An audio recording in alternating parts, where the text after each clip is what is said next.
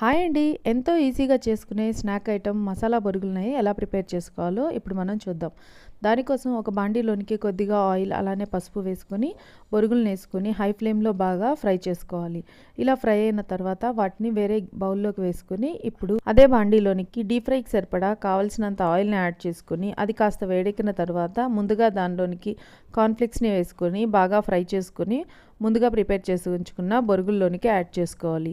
తరువాత శనగలు అలానే దంచిన 4 వెల్లుల్లి రెబ్బలు, ఎండుమిర్చిని కూడా బాగా ఫ్రై చేసుకొని బొరుగుల్లోనికి వేసుకోవాలి. తరువాత గుప్పెడు కరివేపాకుని కూడా ఫ్రై చేసుకొని వేసుకోవాలి.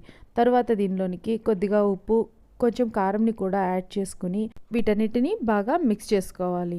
ఇలా బాగా మిక్స్ చేసుకున్న తర్వాత నేను దీనిలోనికి ముందుగా డ్రై రోస్ట్ చేసి పెట్టుకున్న వేరుశనగ పప్పునైతే యాడ్ చేసుకుంటున్నాను.